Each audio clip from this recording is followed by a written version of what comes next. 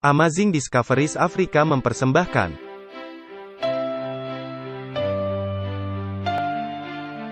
Walter Veith, Martin Smith, Martin Luther, tahun 1517. Konsili Trent, tahun 1545. Luka Parah, tahun 1798. Kebangunan Besar Rohani, tahun 1844. Ensiklikal Rerum Novarum, tahun 1891. Konsili Vatikan II, tahun 1962. Paus Francis, tahun 2013. Ensiklikal Laudato Si Perawatan Bersama Rumah Kita, tahun 2015. Pandemi COVID-19, tahun 2019. Pemilihan Presiden Amerika Serikat, tahun 2020. Ensiklikal Fratelli Tutti, tahun 2020. WhatsApp Prof 100.100 episode, teori konspirasi atau kenyataan konspirasi? Selamat datang kembali ke acara WhatsApp Prof. Dan kali ini merupakan suatu episode sangat istimewa. Ini merupakan episode ke-100 dari WhatsApp Prof. Martin, mungkin kita harus memberi judul ulang, 100 episode dari teori konspirasi. Saya pikir sepertinya itu bisa menjadi judul yang cocok. Ya, tetapi masalahnya, bagaimana jika ini benar? Ya, itulah sebabnya kita telah memutuskan melakukan peninjauan kembali, apa yang telah terjadi selama 100 episode ini. Dan saya pikir para pemirsa akan menikmatinya. Dan kembali menikmatinya. Dan mari kita lihat, apakah ini memang demikian? Mari kita berdoa. Bapa Sorgawi, kami datang pada hari ini, dan kami ingin mengucapkan terima kasih untuk semua mukjizat yang Engkau telah bawakan kepada pelayanan ini, selama 100 episode yang sudah lewat. Terima kasih telah memberkati kami, dengan membawakan program ini kepada dunia. Dan kami memohon, kiranya Engkau memberkati diskusi ini hari ini. Berkati seluruh pemirsa. Di dalam nama Yesus, kami sudah berdoa. Amin. Martin, saya pikir sudah semestinya, Anda bercerita kepada para pemirsa mengenai apa yang sebenarnya terjadi, bukan mengenai isi 100 episode.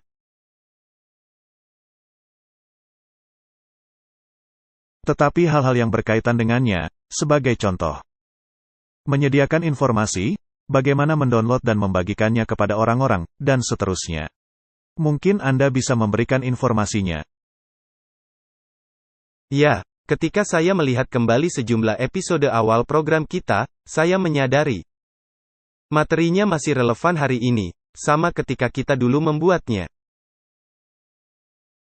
Jadi kita memiliki server download, yang pastinya semua orang telah mengetahuinya. Dan sekarang kami dalam proses meningkatkan server download. Harap Anda bersabar, memang sekarang terjadi kepadatan. Di mana kadang-kadang kecepatan mendownload terhambat. Tetapi harap bersabar, ini akan menjadi lebih baik. Dan memang kita telah berhasil memasang server lainnya dengan kecepatan yang jauh lebih meningkat.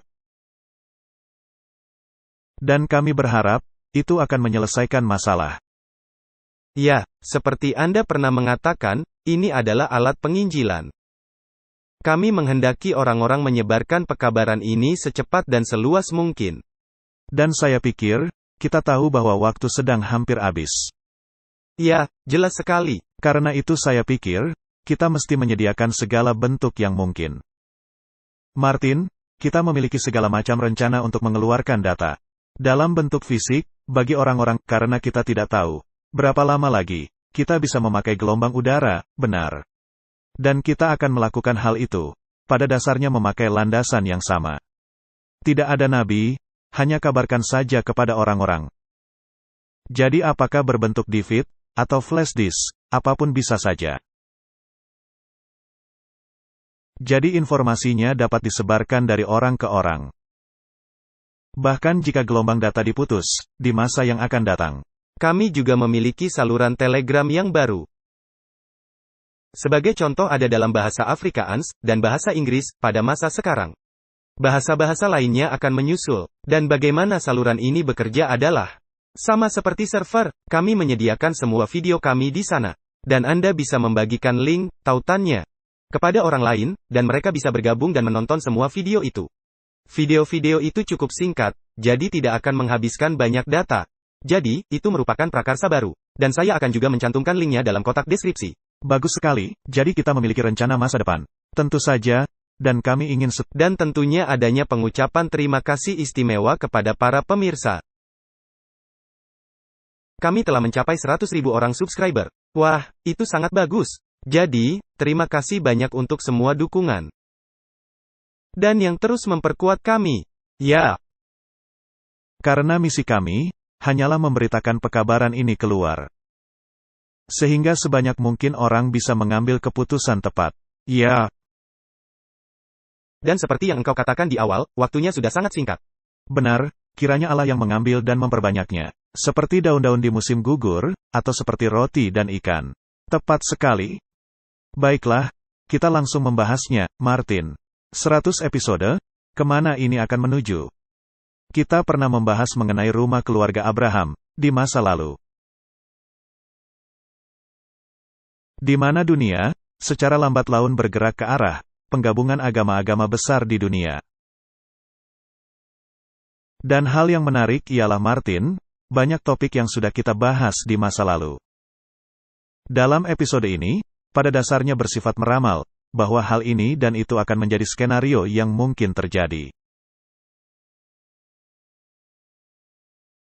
Jadi, dalam episode ini, kita akan kilas balik.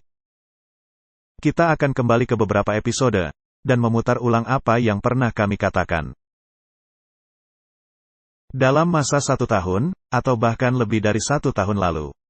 Video ini ditayangkan tanggal 12 Maret tahun 2020. Dan kita bisa melihat bagaimana peristiwa-peristiwa berjalan, sesuai garis nubuatan ini. Dan itu merupakan salah satu kriteria dalam mengamati. Apakah yang dikatakan, merupakan suatu realita, atau hanya sekedar hayalan, atau memang sedang terjadi? Ya, saya ingin mendorong para pemirsa untuk merenungkan dan kembali kepada tanggal ini. Dan menyadari apa yang terjadi pada tanggal 12 Maret tahun 2020. Kita tidaklah berada dalam dunia, seperti dunia sekarang ini. Ya, pada masa itu tidak ada pandemi global. Pandemi pada masa itu hanya ada di China. Jadi itu adalah perlambangan yang mesti Anda ingat dalam memandang hal ini. Dan kami mengingatkan Anda, karena segala hal yang kami katakan pada masa itu, kami dijuluki pemegang teori konspirasi. Ya. Dan ini tidak akan pernah terjadi, tetapi dalam kenyataan yang sebenarnya, dunia mengalami hal ini. Jadi ini merupakan video, apa yang kami katakan pada waktu itu, mengenai rumah persaudaraan Abraham. Mereka sedang mendirikan sekarang, sinagoga, masjid dan gereja saling berdampingan. Di kompleks yang sama, dan adanya taman masyarakat di tengah-tengahnya. Jadi taman menjadi tempat bersama. Mereka beribadat dengan cara mereka masing-masing, tetapi mereka berkumpul bersama-sama. Untuk bersosialisasi dan untuk persaudaraan. Nah, saya meyakini, kesitulah semua hal ini mengarah. Dan agar membuatnya menjadi cocok, dalam kerangka waktu singkat, mesti adanya bencana alam dalam skala besar. Jadi, semakin meningkatnya bencana alam, semakin meningkatnya tekanan untuk memperkenalkan hal-hal ini. Dan karena kita semua saling terkait, dan mesti melakukan bersama semua hal ini. Pada akhirnya mereka akan berkata, sudah cukup. Perdamaian dan niat baik untuk semua manusia. Damai, damai, kami akan hidup saling berdampingan. Kita tidak akan lagi saling menyerang. Anda bisa mempercayai kepercayaan Anda, selama kepercayaan Anda tidak menyinggung kebaikan bersama untuk persaudaraan ini. Itulah hal yang kami katakan di bulan Maret, tahun 2020. Dan pertanyaannya adalah, apakah kita telah mengalami berbagai bencana alam? Saya pikir semua orang akan setuju, bencana alam semakin memuncak. Dan bahkan skala dari bencana alam itu sendiri. Jika Anda melihat gelombang pasang baru-baru ini, yang kita alami. Meletusnya gunung berapi di bawah laut. Badai yang kita alami. Angin puting beliung. Perubahan iklim yang dimasukkan ke dalam semua ini, dan semua peristiwa yang menyertainya. Dan di rumah persaudaraan ini, mereka bahkan mulai membangunnya di berbagai lokasi di dunia juga. Mereka mulai membangunnya di Berlin, lalu New York, dan tempat-tempat lain. Jadi adanya peningkatan di mana agama-agama saling bekerja sama. Tetapi harus tidak ada penobatan. Benar, itulah apa yang dikatakan dengan berapi-api oleh Paus Francis kepada semua orang. Sedangkan Alkitab berkata, "Pergilah kamu ke seluruh dunia, beritakan Injil dan jadikan semua bangsa muridku." Jadi di sini terjadi konflik. Dan konflik itu tidak akan berakhir, hingga kedatangan Tuhan kedua kali. Di tahun 2022 7 proyek arsitektural mengagumkan akan dibuka di Teluk. Rumah keluarga Abraham merupakan salah satu proyek besar, yang mesti diselesaikan dalam tahun ini. Proyek ini dimulai di tahun 2019, setelah ditandatanganinya dokumen persaudaraan manusia oleh Paus Francis. Dengan Imam Besar Al-Azhar, Ahmed Al-Tayeb. Kita sudah pernah membahas semua topik ini. Ini adalah apa yang sudah direncanakan, dan yang berkembang dengan sangat cepatnya. Nah, Martin, di waktu lampau, ketika kita membahas topik ini, kita mengatakan bahwa ini tidak sama dengan pandemi. Ini akan jauh lebih besar. Lalu akan ada masalah-masalah yang berkaitan dengan pasokan. Kita juga membahas mengenai krisis pangan. Dan segala macam krisis yang akan menimpa dunia. Tetapi orang-orang berkata, wah, ini hanya gangguan sementara yang tidak akan terus berlangsung. Tetapi di mana posisi kita sekarang ini? Di tahun 2022 dalam topik permasalahan krisis pangan. Baiklah, untuk mengulas kembali, apa yang kami katakan di tanggal 12 Maret tahun 2020. Lalu sekarang, adanya virus corona. Hal menarik, saya mendapati virus corona ini sangat luar biasa. Karena nomor satu, virus ini mengungkap adanya kelemahan. Dan rezim otoriter yang membatasi virus. Dengan cara mengisolasi virus ini. Ya. Tetapi dengan mengisolasi virus ini, Anda menghentikan pergerakan jutaan orang. Anda bukan hanya menghentikan pergerakan jutaan orang, melainkan juga Anda menghentikan jutaan dolar uang barang-barang dagangan. Ya. Jadi ini berdampak bukan hanya kepada orang-orang, melainkan juga ekonomi secara keseluruhan. Ini berdampak kepada impor.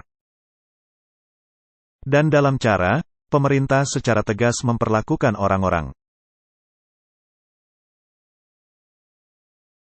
Sedang membuat orang-orang merasa tidak puas. Ya. Saya bertanya-tanya, apakah ini merupakan bagian dari agenda, atau bukan? Saya tidak ingin diberi julukan pemegang teori konspirasi, meskipun saya pikir ini sudah terlalu terlambat. Dan apa yang menjadi kemunduran? Ekonomi terhambat. Ekspor terhambat. Sebagai contoh, para petani yang ada di wilayah yang dikarantina dan di kota-kota yang sudah ditutup. Sebagai contoh, peternakan ayam yang sangat besar. Mereka tidak bisa menyalurkan ayam-ayam ini. Apa yang mereka mesti lakukan? Mereka tidak bisa mengekspornya, karena truk dan kereta api yang mengangkutnya tidak diizinkan beroperasi. Jadi mereka mesti memusnahkan semua ayam-ayam itu. Jadi mereka membantai jutaan hewan. Tanpa alat yang bisa menciptakan ekonomi yang berkesinambungan. Dengan kata lain, apa kata mereka, akan adanya kekurangan bahan makanan secara besar-besaran. Dan karena pasar ekspor, itu akan berdampak ke seluruh dunia. Nah, Martin, bukankah itu merupakan hal menarik? Itu dikatakan di tahun 2020. Ketika belum ada tanda-tandanya dalam tahapan itu. Mari kita melihat gambar kartun dari kantor berita Fox. Dan ini masih sangat baru. Ini baru keluar beberapa hari yang lalu. Apa yang dikatakan di sini? Dikatakan, pasar swalayan membangun lebih baik. Dan nampaknya tidak ada barang-barang di rak, Martin. Keripik kosong, barang-barang dipanggang kosong, barang-barang kalengan kosong, alat tes COVID kosong. Bir kosong, sereal kosong. Tapi kabar baiknya ialah, Joe Biden. Dengan lambang BBB, Build Back Better, di dadanya. Dan alat teleprompternya dan pikirannya yang kosong. Berkata, kabar baiknya adalah kita mengalami antrian lebih pendek keluar toko. Jadi sekarang menjadi realita. Ini telah membuahkan hasil. Kita sekarang berada di tahun 2022, dan yang tadi terjadi di tahun 2020. Jadi apakah itu memang teori konspirasi, atau malah menjadi kenyataan? Ini sebuah artikel tanggal 13 Januari tahun 2022. KFC Australia kehabisan ayam dan McDonald Jepang membatasi penjualan keripik kentang. Jadi ini peristiwa lintas batas, dan kita akan mengalami hal ini. Semakin menjadi-jadi, dan pada akhirnya, sesuai kata Alkitab, akan ada kelaparan. Dan kita sedang menuju kepada bala kelaparan. Nah, hal yang menarik, Martin. Adanya beberapa negara, seperti di China, yang menumpuk bahan makanan. Dan penumpukan bahan makanan ini, sebetulnya merupakan lebih dari setengah pasokan makanan dunia. Jadi mari kita melihat beberapa hal menarik ini, jika kita melihat skenario yang mungkin untuk masa depan. Ya, ini merupakan waktu, di mana semua orang mesti berpikir kritis dan lebih menatap ke masa yang akan datang. Dan melihat bagaimana peristiwa-peristiwa akan dibukakan. Dan memang pada waktu itu, kita mengatakan, ini bukan sekedar gangguan sesaat saja.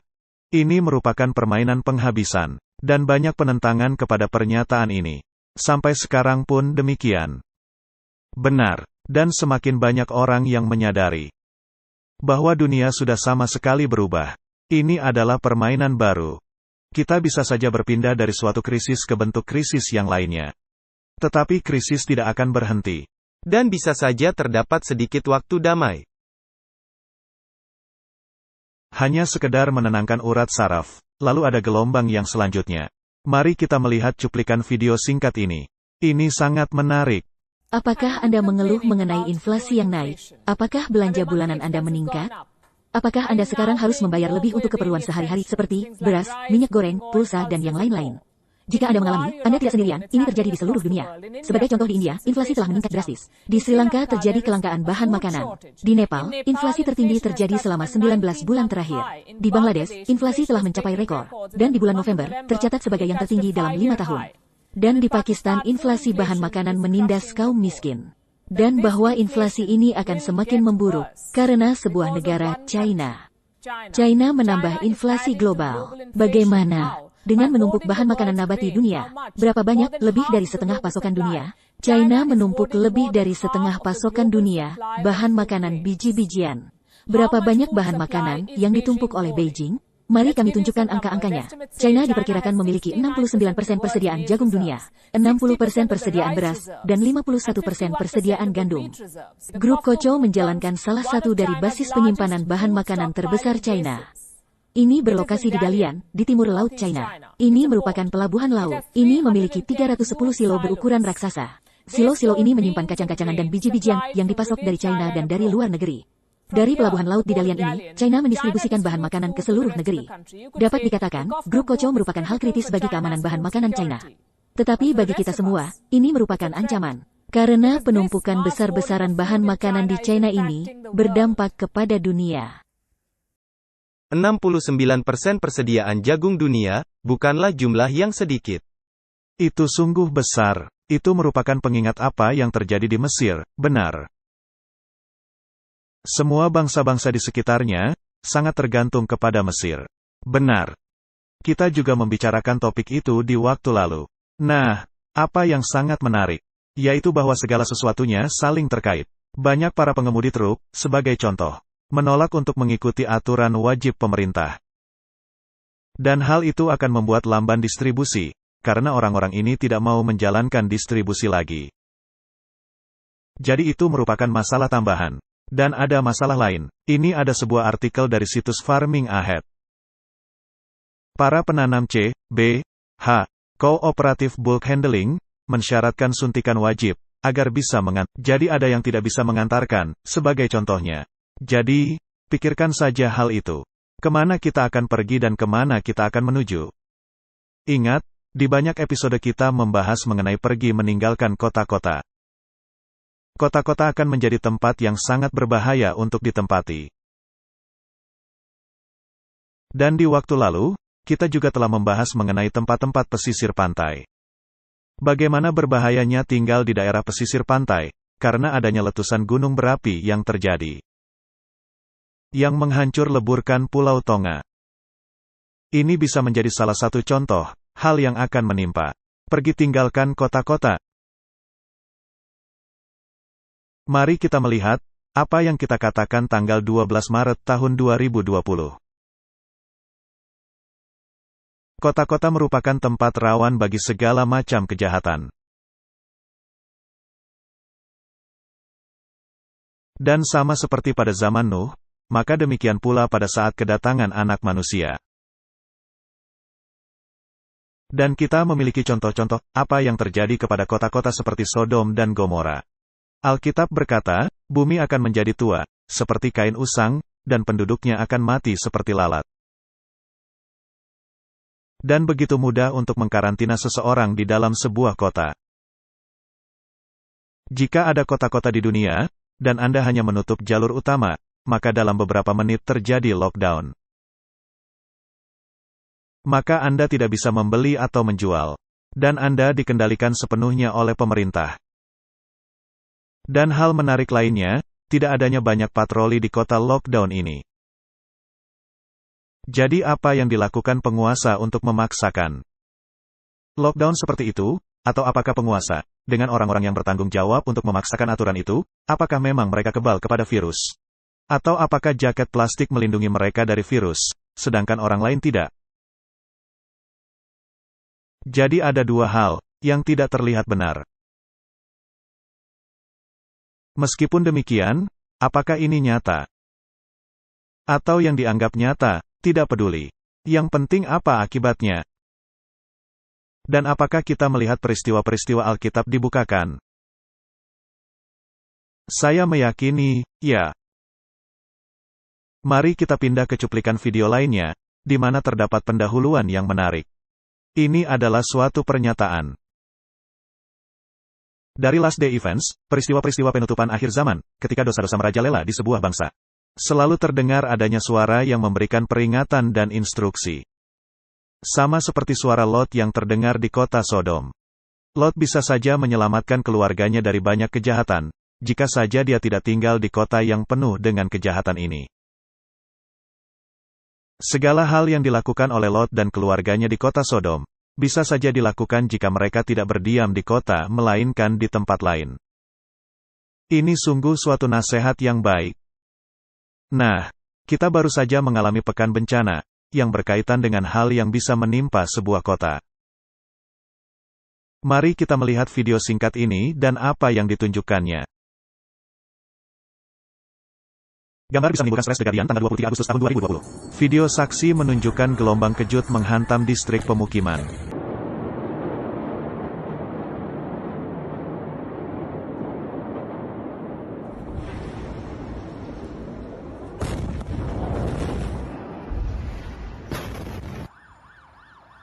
Ledakan nampaknya berasal dari sebuah gudang yang berlokasi di pelabuhan laut. Gambar yang diambil setelah ledakan menunjukkan rumah-rumah yang hancur dan jalan yang dipenuhi dengan puing-puing.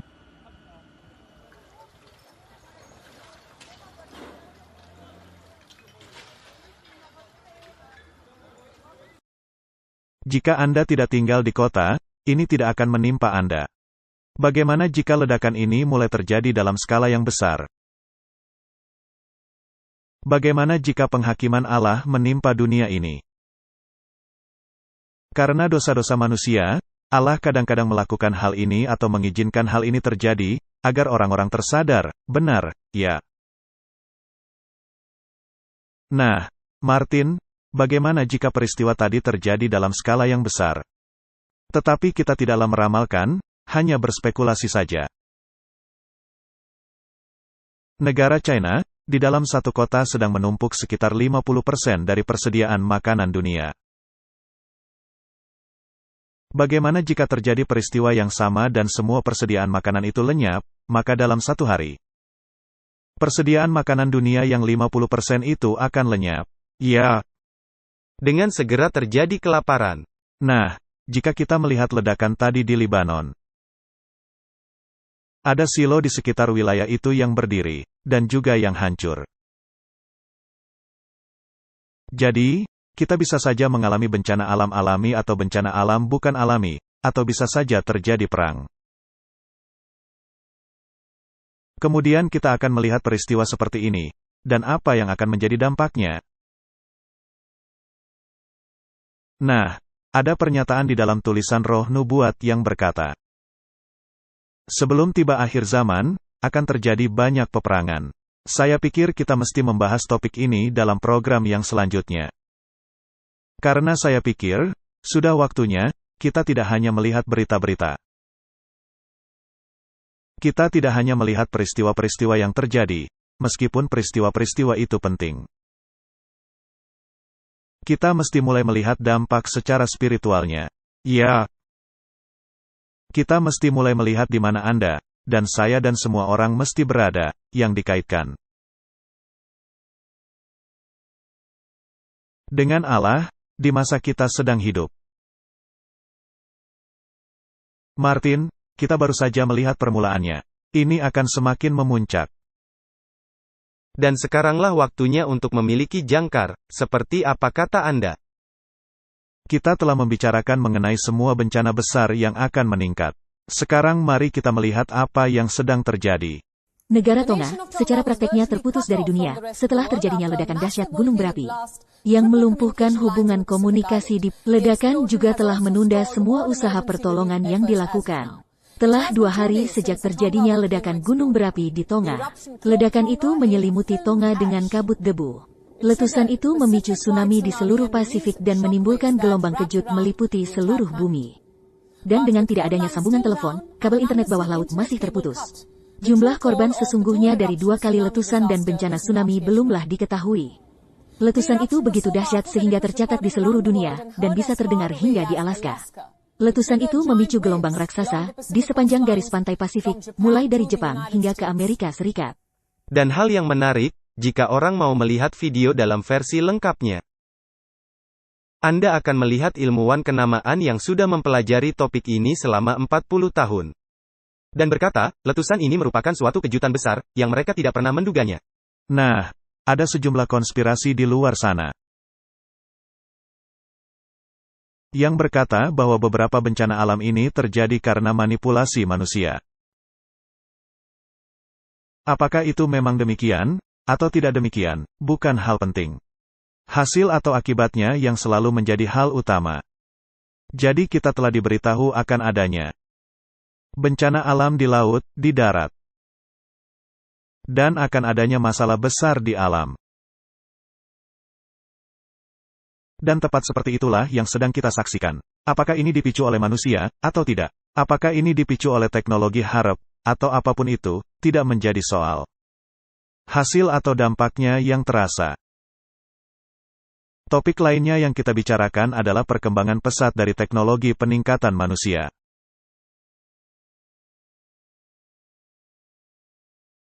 Dan seberapa jauh kita telah bergerak di dalam 100 episode itu. Dari sejak kita mulai membahasnya, hingga tiba di keadaan kita hari ini.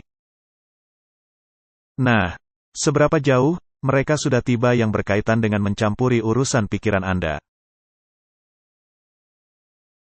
Sehingga sesungguhnya, mereka bisa memodifikasinya, atau meningkatkannya, kata mereka. Dan yang sesungguhnya, mengaturnya. Ini sungguh menarik, ya. Nah, ketika kita melihat teori konspirasi di luar sana, kita mesti menentukan teori konspirasi. Mereka mengatakan, vaksin ini bisa mengandung partikel nano. Ini menarik, bukan? Ya. Lalu partikel nano ini akan membentuk suatu jaringan, di mana mereka bisa mengendalikan Anda. Melalui radiasi, khususnya 5 gram yang mengenai pikiran dan seterusnya. Nah, itulah yang menjadi cara berpikir mereka. Kita tidak akan mengikuti pemikiran mereka. Kita hanya mengatakan begitulah kenyataan yang ada. Dan halaman web World Economic Forum, dengan sangat jelas, menunjukkan mereka ingin menuju ke arah itu. Peningkatan manusia, mengendalikan pemikiran manusia. Mengendalikan apa yang Anda lakukan, bagaimana Anda melakukannya, dan seterusnya. Dan untuk mendalami lebih lanjut, di sini ada proyek Neuralink. Dan ini berasal dari laboratorium Harbor Cold Spring, suatu platform antarmuka mesin otak, yang terintegrasi dengan ribuan kanal. Dan tentunya ini adalah Elon Musk, dengan teknologi Neuralink, yang dibicarakan. Ini sungguh suatu hal yang sangat menarik. Ini merupakan ringkasan dari artikel ini, antarmuka mesin otak membawakan janji untuk pemulihan fungsi sensor dan motorik. Dan perawatan untuk masalah neurologi. Apakah ini bisa berdampak kepada cara berpikir Anda? Jika ada orang yang dipasangi Neuralink di otaknya, apa yang akan terjadi? Antarmuka ini bisa dipasang di bagian otak manapun. Ini merupakan hal yang bisa memperbaiki penglihatan yang rusak. Saraf optik yang rusak, pendengaran. Ini pada dasarnya bisa memperbaiki segala sesuatu kerusakan otak. Jadi mereka sedang memperbincangkan topik medis, dan kedengarannya merupakan hal yang sangat bagus. Bagaimana jika ada aspek lainnya? Dalam mengendalikan realita Anda, maka kita akan bergerak ke wilayah fiksi sains. Benar, kita pernah membahasnya, yaitu metaverse. Anda sesungguhnya bisa hidup dalam suatu kisi-kisi. Dalam suatu dunia maya yang diciptakan bagi Anda. Sekarang melompat ke waktu kita, yaitu tahun 2022. Mari kita melihat di mana kita berada. Baru-baru ini saya menguji Oculus Quest 2, Omar dan saya mengadakan pertemuan dalam ruang kerja Horizon Meta. Saya mendapati pengalaman ini menyenangkan, karena faktor hal yang baru. Tetapi setelah memainkan selama beberapa menit, saya mulai merasa terganggu dengan layar terang yang ada di depan mata saya. Lagi pula saya mengalami perasaan mual karena gerakan yang digambarkan Elon di sini. Ini sama seperti game yang Anda mainkan dalam komputer atau konsol. Dan Anda memainkan game peranan orang pertama, dan Anda akan segera merasakan mual karena gerakan. Tetapi jika Anda mencoba melakukan hal itu, dengan memakai kacamata VR, Anda akan mengalami mual karena gerakan. Tetapi ini tidak menjadi masalah. Memang belum merupakan jawaban yang tepat. Jika Anda memasang Neuralink ke dalam otak, maka Anda tidak perlu memakai kacamata. Ya, Neuralink dalam jangka panjang, bisa menaruh realita maya sepenuhnya kepada diri Anda. Jadi, Martin, kita bisa mengubahkan realita maya. Anda bisa melihat hal-hal yang tidak ada. Dan Anda akan berpikir, ini nyata. Ini sungguh-sungguh sangat menarik, bukan? Memang menarik, tetapi saya pikir, ini cukup menakutkan bagi orang-orang. Jelas sekali, sekali Anda campur tangan dengan realita. Dan Anda menciptakan realita maya, maka Anda mengambil umat manusia dari akarnya. Karena Allah menempatkan kita di alam nyata. Allah tidak menempatkan kita dalam kisi-kisi. Meskipun setan menghendaki umat manusia mempercayai, Allah menempatkan kita di dalam kisi-kisi. Allah menempatkan kita di alam nyata. Allah menempatkan kita di dunia fisik. Allah menempatkan kita di sebuah taman. Tetapi di sini kita mengalami realita maya. Jika kita kembali ke film-film zaman kuno, ketika mereka menunjukkan akan seperti apa masa depan, maka realita maya ini akan memainkan peranan penting, khususnya ketika dunia ada dalam tahapan kehancuran. Anda bisa menciptakan realita yang tidak nyata. Dan memang itu yang sedang terjadi. Dunia sedang menuju kepada kebinasaan, dan Anda tidak ingin turut ambil bagian di dalamnya. Jadi Anda menciptakan realita Anda sendiri, dan Anda tidak memiliki apapun, tetapi Anda berbahagia. Saya pikir memang begitu rencananya. Benar. Nah, segera ketika Anda melakukan hal itu, dengan menghilangkan kenyataan, maka Anda tidak bisa mendasarkan keputusan berdasarkan kenyataan. Anda mesti mendasarkannya kepada realita maya, yang bukan realita. Jadi, pertanyaan saya, apakah Allah akan mengizinkan hal ini? Jika memang Allah mau mengizinkan hal ini, maka Allah mengizinkan orang mengambil keputusan berdasarkan sesuatu yang tidak nyata.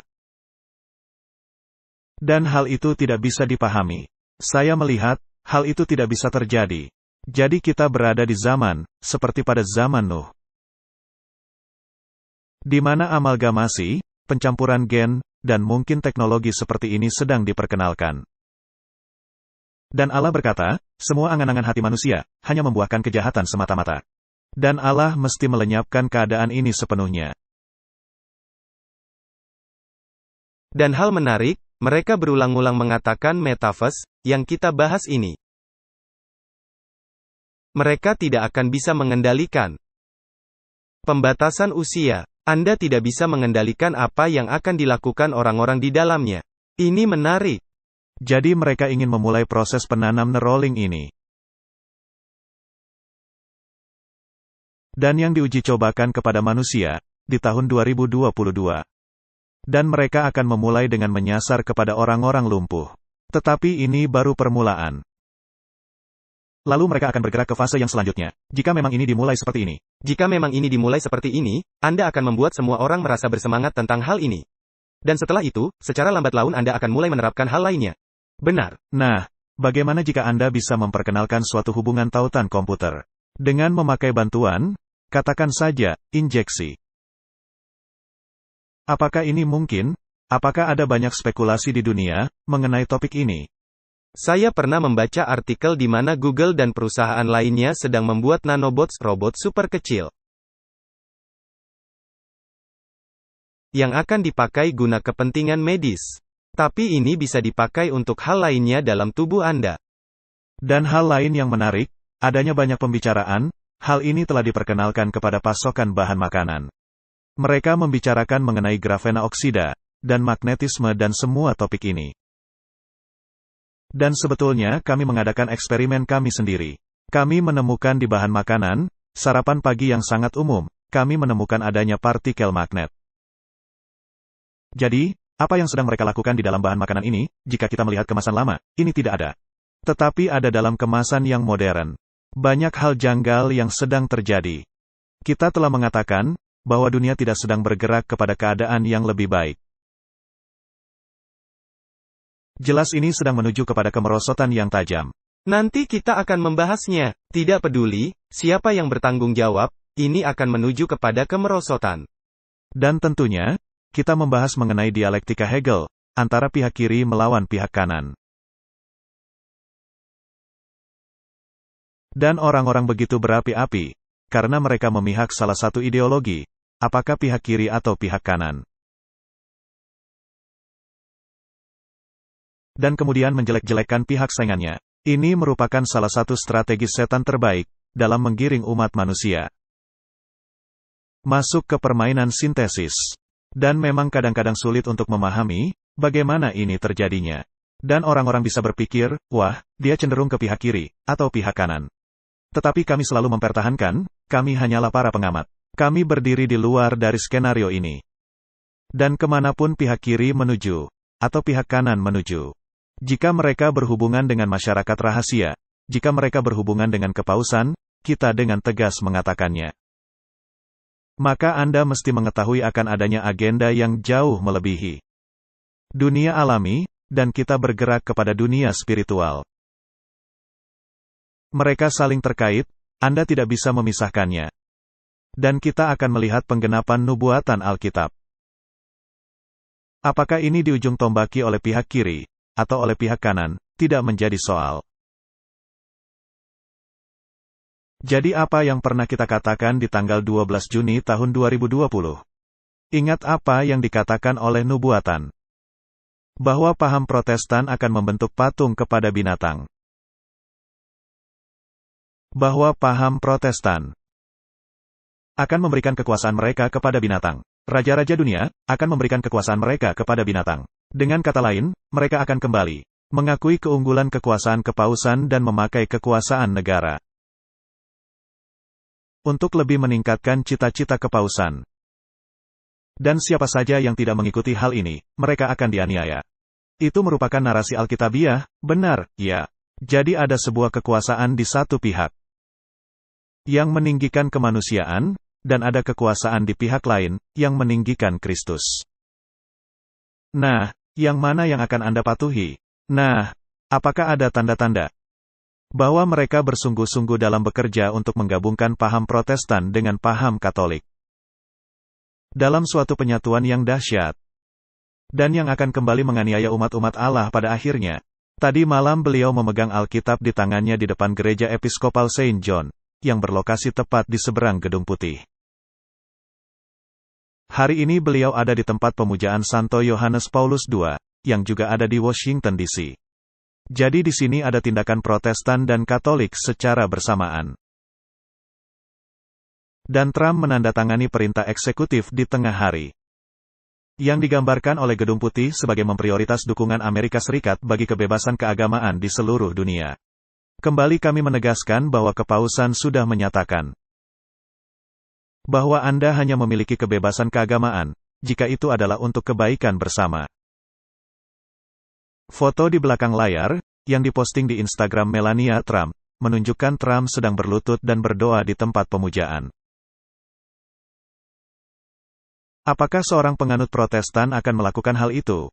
Apakah seorang Protestan akan pergi dan berlutut di tempat pemujaan, yang didedikasikan bagi orang kudus Katolik? Apakah ini merupakan pertanda bahwa seorang presiden Protestan rela hati untuk sujud dan meninggikan prinsip Katolik? Apakah kita sedang melihat tertutupnya jurang pemisah? Saya pikir demikian. Anda harus menjadi buta jika tidak bisa melihat hal ini. Jadi apakah patung kepada binatang mulai terbentuk? Ini jelas-jelas terpampang di depan mata kita. Saya tidak mengerti, mengapa ada orang yang tidak bisa melihat hal ini? Saya juga tidak mengerti. Tetapi ada orang sangat terkenal yang berkata, tidak ada pembentukan patung kepada binatang. Dan kemana saja saya melihat ke media, saya melihat terbentuknya patung kepada binatang. Saya tidak tahu, apakah kacamata saya berbeda. Apakah ada yang tidak beres? Kalau lebih bersih, akan lebih jelas. Nah, Martin, di waktu itu, ketika kita membahas topik ini, Donald Trump masih menjabat sebagai Presiden Amerika Serikat. Sekarang kita memiliki presiden yang lainnya. Dan dia cenderung berpihak ke kiri, benar. Apakah Biden kurang mendukung kepausan? Tidak. Ini adalah dialektika Hegel. Mari kita menyimak apa yang dikatakan oleh Donald Trump dalam sebuah wawancara di bulan Agustus tahun 2020. Jika ada satu pesan yang Anda ingin sampaikan kepada para pemirsa sekarang ini, apakah itu? Saya pikir siapapun yang berkaitan dengan agama yang berterus terang, maka Presiden Trump adalah sama dengan Gereja Katolik. Jika yang berkaitan dengan pro kehidupan, yang berkaitan dengan semua topik ini, orang-orang ini akan mencabut semua hak Anda, termasuk amandemen kedua, karena orang-orang Katolik menyukai amandemen kedua. Jadi, saya menyelamatkan amandemen kedua. Jika saya tidak ada di sini, Anda tidak akan memiliki amandemen kedua. Dan pro kehidupan merupakan satu hal penting. Dan Anda tidak akan berada di pihak topik itu, karena orang-orang radikal akan merebut segalanya. Nah, tidakkah Anda mendapati hal itu sangat menarik? Jadi Presiden Trump adalah orang yang berkata, gereja mesti terbuka. Dan gereja memihak filsafat Trump, khususnya gereja Katolik Roma. Karena filsafat mereka pada dasarnya merupakan filsafatnya. Jangan lupa Trump adalah hasil pelatihan Jesuit. Saya mendapati hal ini sangat menarik. Ini adalah tepat, seperti yang kita lihat di dalam Alkitab. Bahwa tanda binatang akan dipaksakan. Tanda binatang akan dipaksakan oleh penyatuan gereja dan negara.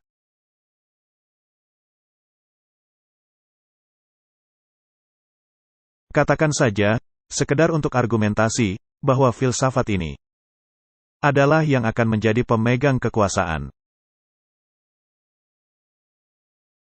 Maka akan ada kemungkinan sangat besar, perundang-undangan keagamaan akan kembali dominan, untuk mencegah kekacauan yang ada di dunia.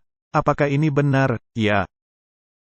Di sini ada sebuah artikel, penasehat kampanye Trump, Jenna Ellis, pemisahan gereja dan negara adalah kebohongan liberal. Martin, itu adalah pihak kanan yang berbicara, benar. Nah, pihak kiri, Joe Biden, yang merupakan presiden kedua Amerika Serikat yang beragama Katolik. Beliau disambut oleh Paus Francis, seperti saudara lama yang terhilang. Dan segala yang dibelanya, nampaknya bertolak belakang dengan hal yang dibela oleh rezim yang sebelumnya. Meskipun demikian, mereka terus melaksanakan agenda sama mereka. Apakah itu dialektika Hegel? Ya, dalam keadaannya yang terbaik. Ini merupakan keadaan yang diinginkan. Adanya orang-orang yang saling bermusuhan. Tetapi dua pihak itu memiliki tujuan yang sama. Ini sungguh luar biasa, dan kita sudah mengatakan hal ini dari dulu. Dan ini dibukakan di depan mata kita. Meskipun demikian orang-orang berpikir mereka telah memilih pihak tertentu. Sedang dalam kenyataannya mereka ada dalam jalan yang sama. Dan ini belum berakhir, karena adanya masa pertengahan, dan pemilihan kembali. Kita akan nanti membahasnya dan jangan melupakan topik ini. Bukankah akan sangat seru, jika diadakan kembali pertarungan pencalonan Trump lawan Hillary? Jangan menundanya lagi. Pada tanggal 9 Oktober tahun 2020, ada pernyataan dari Biden. Mari kita mendengarkannya. Di sepanjang umur hidup saya dan dalam pelayanan publik, saya telah dibimbing oleh doktrin sosial Katolik. Ini merupakan pengakuan, dan adanya rasa pengharapan dan kemungkinan, mengingatkan saya pertama kali bertemu dengan Paus Francis. Di tahun 2013, ketika saya berkesempatan menghadiri penahbisannya di Vatikan. Ketika saya menyapanya, dia berkata, "Tuan Wakil Presiden, Anda akan selalu disambut di tempat ini."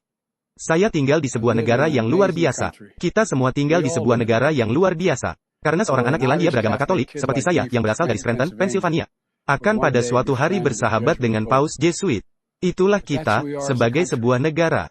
Segala hal adalah mungkin. Hal yang menarik bagi saya bahwa kubu Biden sama orientasi keagamaannya seperti kubu lainnya.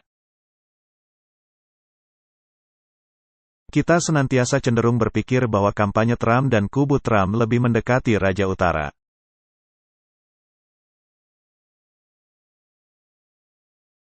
Tetapi dalam banyak hal, kubu Biden justru lebih mendekati daripada kubu Trump. Karena dia menyebutkan doktrin sosial Katolik dan Partai Demokrat. Memiliki manifesto dan pandangan yang lebih mendekati doktrin sosial Katolik, dibandingkan dengan kubu Trump.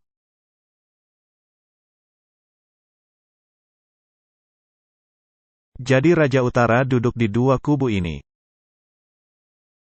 Dan tidak menjadi masalah, siapa yang akan menang. Naiknya filsafat Raja Utara dapat terjadi di dua partai ini. Jadi, sama sekali tidak ada dampaknya, siapa yang akan memenangkan pemilihan presiden. Tanda nubuatan akan tetap digenapi. Hal yang menarik adalah, seperti yang kita katakan, tidak peduli Anda berada di pihak mana. Akan mengarah kepada suatu arah tertentu.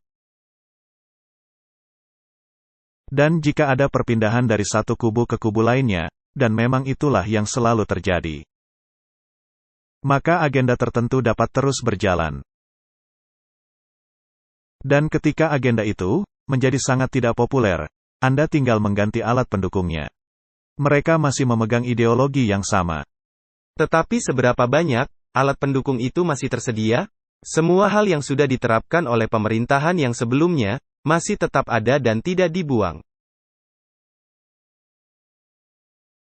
Mereka mendapatkan hal yang mereka inginkan. Tepat sekali, jadi jika ada hal yang tidak disenangi, tinggal mengganti alat pendukungnya. Lalu mereka akan lanjut dengan narasi mereka, dan orang-orang menyambutnya dengan sukacita. Hingga orang-orang menjadi muak, dan Anda kembali mengganti alat pendukungnya. Ini merupakan strategi brilian. Ini adalah tesis, antitesis dan sintesis. Dan keadaan ini akan semakin merosot. Tidak peduli alat pendukung mana yang Anda pakai. Dan satu kubu akan menyalahkan kubu yang lainnya. Benar. Nah, ada orang yang berkata bahwa presiden yang sekarang merupakan presiden yang paling tidak populer. Tetapi pikirkan, beberapa tahun sebelumnya, tentang Presiden George W. Bush Jr. Seberapa populerkah dia? Tetapi dia berhasil melakukan semua strateginya. Lalu terjadi penggantian alat pendukung.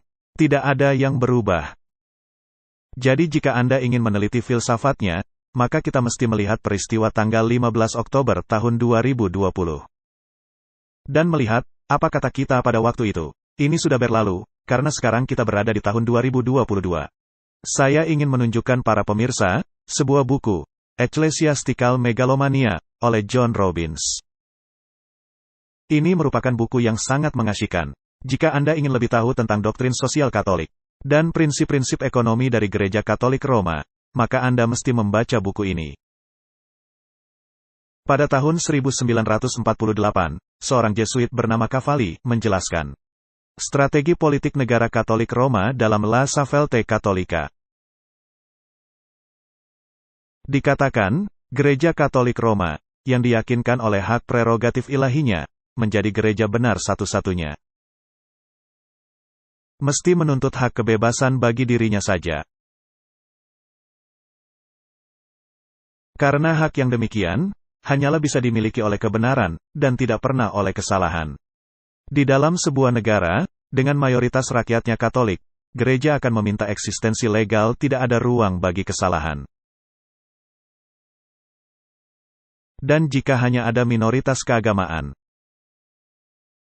mereka hanya memberikan status de facto, tanpa memberikan kesempatan untuk menyebarluaskan kepercayaan mereka.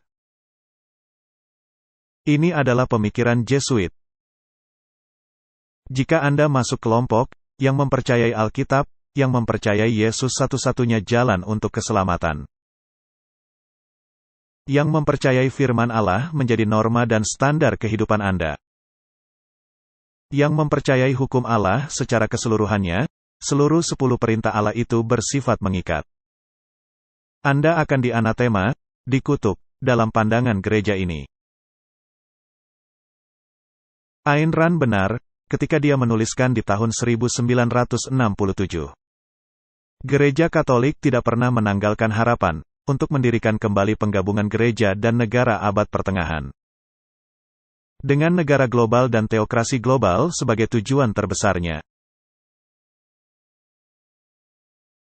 Dia lebih lanjut menuliskan, Gereja Negara Roma di abad ke-20. Ini merupakan suatu lembaga yang pulih dari luka parahnya yang membawa maut. Ini adalah bahasa Alkitabiah, dari seorang ahli ekonomi. Ketika tiba waktu dan kesempatan meraih kembali kekuasaan dan otoritas sepenuhnya, dia akan menerapkan suatu rezim yang lebih jahat dari rezim apapun yang pernah ada di bumi.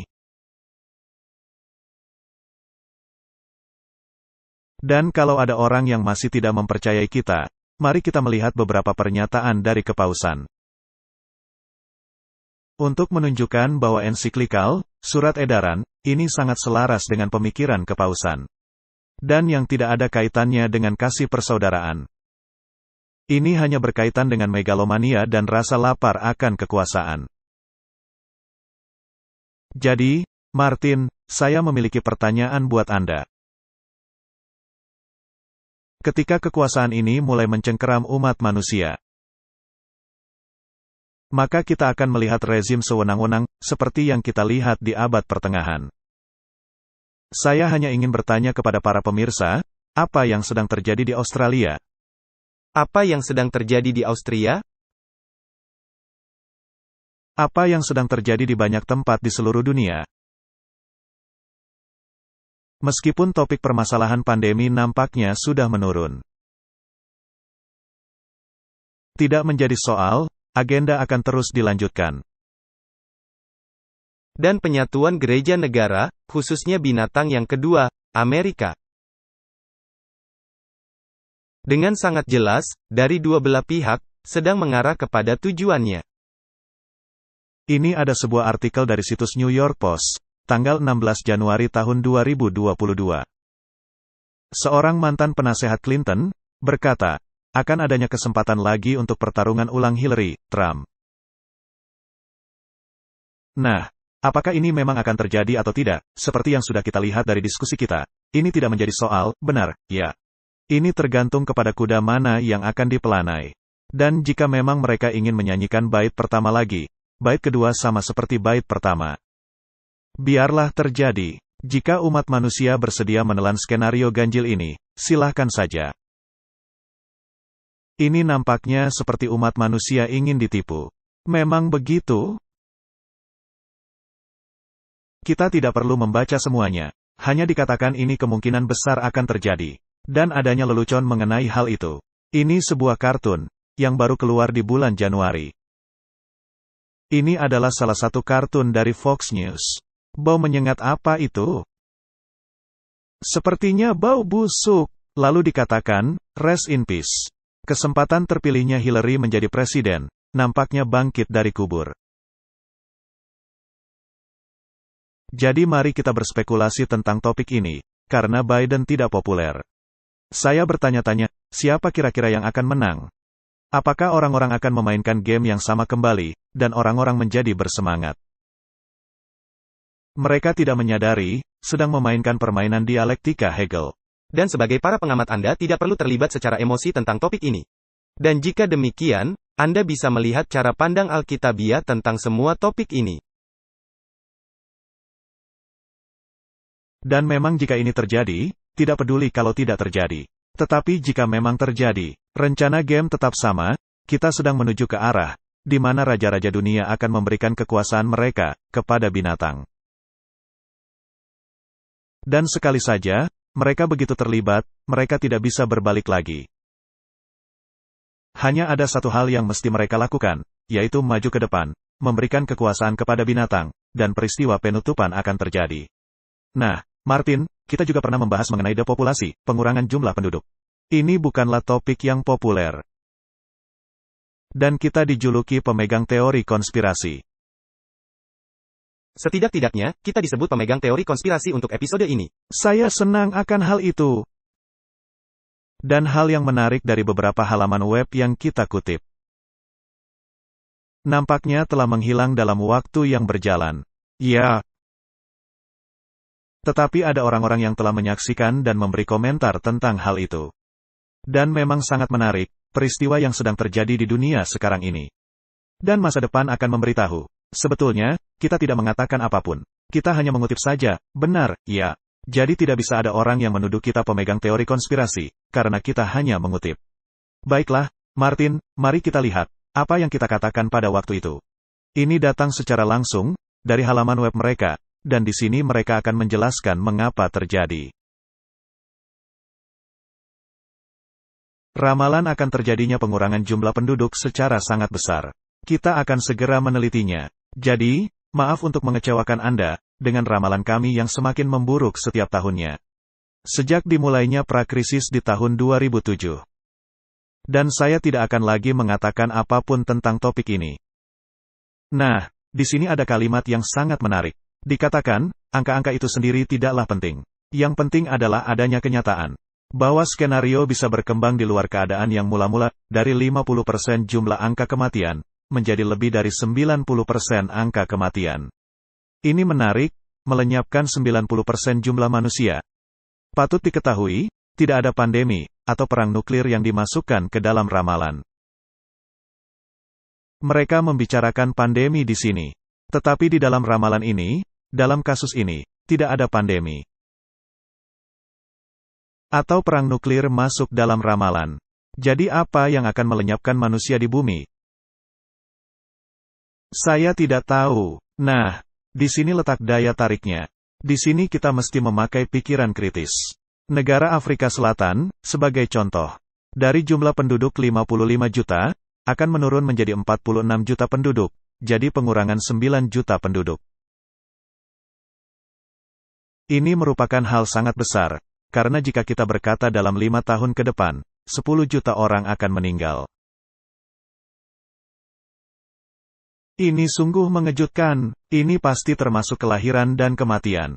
Jadi dengan semua itu, masih mengurangkan 9 juta jumlah penduduk. Tetapi jika meneliti negara Jerman, 50 juta penduduk akan meninggal. Dari 80 juta penduduk. Ini sungguh sangat mengejutkan. Sekarang mari kita melihat negara malang, Amerika Serikat. Jumlah penduduk 327 juta orang di tahun 2017. Mereka meramalkan ini akan menurun ke hanya 100 juta orang saja. Luar biasa, apa yang akan terjadi kepada 227 juta manusia? 2/3 jumlah penduduk menghilang. Apakah mereka akan berpindah ke Meksiko? Sungguh tidak masuk akal? Apakah mereka akan pindah ke Kanada? Tidak, karena jumlah penduduk Kanada juga akan jauh berkurang. Yang jelas, mereka tidak pindah kemanapun. Dan ini bukan disebabkan oleh pandemi, ataupun perang. Ini kata mereka. Nah, Martin, debat itu masih terbuka, benar. Dan kita belum tiba di tahun 2025, jadi kita tidak bisa mengatakan, ramalan itu akan menjadi kenyataan. Tetapi yang jelas, ada sejumlah petunjuk, ada yang tidak beres dalam permasalahan ini. Seperti kata pepatah, all is not well in the state of Denmark. Jadi apa yang mungkin terjadi beberapa tahun ke depan? Dan apa yang akan menjadi skenario? Dan apa yang akan menjadi keadaan dunia sebelum kedatangan Kristus? Nah, menurut Alkitab, dunia tidak lagi menjadi tempat nyaman. Ketika Anak Manusia datang, apakah dia akan menemukan iman? Itu pertanyaan pertama.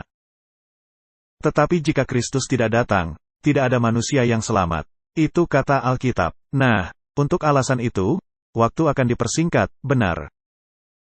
Jadi Martin, kami masih mempertahankan apa yang pernah kami katakan dalam 100 episode yang sudah disiarkan. Nah, kita hanya membahas mengenai topik-topik yang tidak terlalu berat. Dan seperti yang bisa kita lihat, topik-topik yang tidak berat itu mulai tidak berat lagi, karena mulai menyentuh topik-topik yang sangat serius. Seperti pemusnahan sejumlah sangat besar penduduk bumi. Nah, bagaimana semua ini akan dibukakan, kita akan melihatnya, sambil kita berjalan memasuki tahun 2022. Nah, dalam episode selanjutnya kita akan menyinggung topik lainnya. Juga merupakan peninjauan ulang. Kita akan lanjut dengan peninjauan ulang, apa yang pernah kita katakan, dan posisi kita sekarang. Tetapi sayangnya, banyak hal yang telah kita ramalkan, dan banyak hal yang ada. Tidak bisa diterima di media tertentu. Jadi kita mesti beralih ke platform media yang lain. Untuk menyampaikan informasi ini, harap para pemirsa menyadari, episode yang selanjutnya tidak akan ada di platform ini. Jadi itulah peninjauan ulang 100 episode What's Up Prof. Dan kita telah mengulas sedikit episode, seperti di episode 24. Dan masih ada episode lainnya. Kita tidak akan meninjau ulang semuanya, hanya 2 episode saja. Lalu kita akan lanjut dengan topik lainnya yang sangat penting. Apa artinya semua ini? Untuk kehidupan spiritual kita mesti fokus kepada topik ini. Kiranya Allah di sorga memberi kita hikmat. Ketika kita memasuki tahun lain yang penuh gejolak. Kita tidak tahu apa yang akan terjadi. Tetapi kita tahu apa yang dikatakan nubuatan. Dan kita telah melihat dalam episode ini, adanya kemerosotan yang telah dipilih oleh umat manusia. Akan terus berlanjut. Ini hal penting yang Anda katakan. Saya hanya ingin menegaskan. Ketika Yesus datang, dan membinasakan orang-orang jahat, itu akan merupakan pilihan mereka sendiri.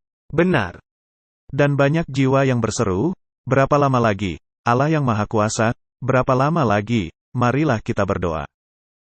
Bapa Sorgawi, kami tidaklah hidup di dunia yang penuh kenyamanan. Dan banyak sekali orang yang sedang berputus asa. Tuhan, Kau tahu berapa banyak surat yang kami telah terima. Berapa banyak orang yang mengalami rasa putus asa. Tuhan, tidaklah mungkin. Tidaklah mungkin mengoleskan minyak untuk semua keperluan. Jadi kami mesti menghimbau kepada tangan yang teracung, untuk melakukan hal ini. Tuhan, jika kami bisa memberikan informasi kepada orang-orang, pilihan apa yang mereka mesti buat, agar bisa bertahan di hari besar itu. Maka ini akan menjadi langkah maju yang sangat baik. Jadi, kami berdoa, kiranya Engkau memakai bukan hanya pelayanan ini, tetapi juga memakai semua pemirsa dan orang-orang lain yang bisa untuk memberitakan firman, sehingga orang-orang bisa dipersiapkan menyambut hari besar itu dan bertahan. Siapa yang bisa bertahan? Itu merupakan pertanyaan yang dilontarkan Alkitab. Dan itu juga merupakan pertanyaan yang mesti kami jawab. Berilah kami hikmat menghadapi akhir zaman. Di dalam nama Yesus, kami sudah berdoa. Amin. Diproduksi oleh Amazing Discoveries Afrika. Menampilkan pembicara, Walter Faith dan Martin Smith.